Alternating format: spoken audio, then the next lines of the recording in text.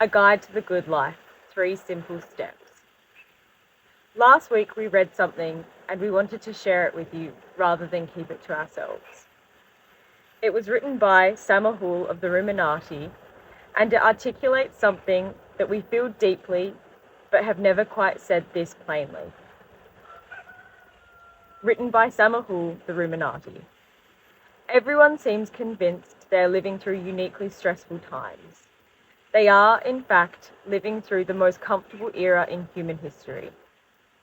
And the gap between those two facts is quietly ruining them. Look at what you actually woke up to. A warm bed, a roof that held, a tap that gave clean water without a 3-mile walk to a well, a fridge holding more calories than a medieval village saw in a week. No plague at the door, no army on the ridge, no steward come to take a third of your grain for a lord you never met.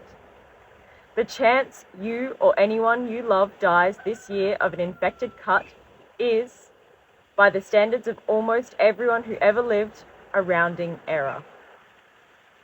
Now measure that against how you feel. Wired, braced, worn out by things that have not happened.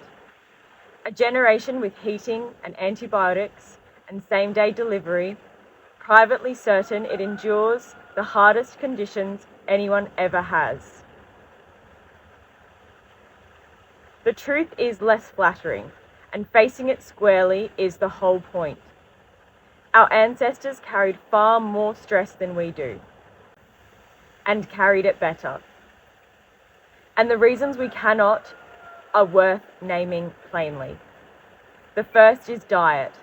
Most people run on a blood sugar roller coaster and a low simmer of inflammation, so the nervous system is already jangling before a single real problem arrives. The second is lifestyle.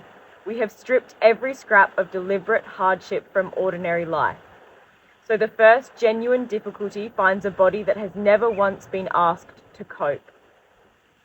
The third is the strangest.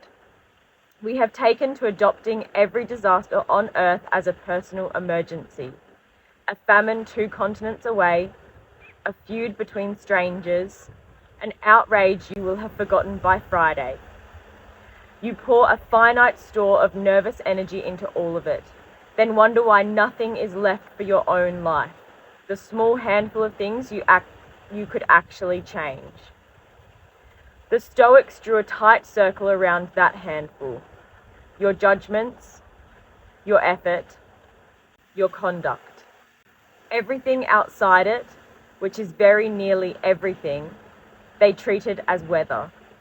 Have opinions about weather if you like, try to be personally responsible for it, and you go straight under. Here is the part they leave off the posters. All 3 causes are yours to reverse. You can eat the way people ate before any of this. You can put hardship back into your week on purpose. You can let the planet's misfortunes carry on without your sponsorship, because they always would have. You were not born fragile. You were softened, slowly, by decades of comfort doing exactly what comfort does. Seeing that plainly is the first honest thing you can do.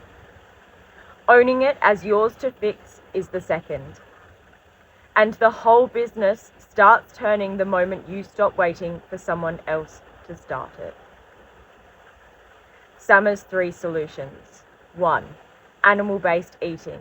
Eat the way people ate before any of this. 2. Exercise. Put deliberate hardship back into your week on purpose.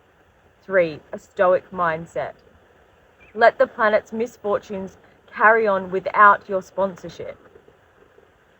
From us. We don't need to add much to that. Sama says it better than we could. But we will say this. Everything we do on this farm is quietly pointed at the first solution. We raise 100% grass-fed cattle, keep laying hens on pasture, and produce full-fat organic dairy and potatoes on land that is actively regenerated. Because we believe that nutrient-dense real food is the foundation everything else is built on. You cannot think clearly, move well, or weather difficulty on a diet of processed rubbish. That is not a moral judgment, it is just biology. If you want to eat the way people ate before any of this, we'd like to help.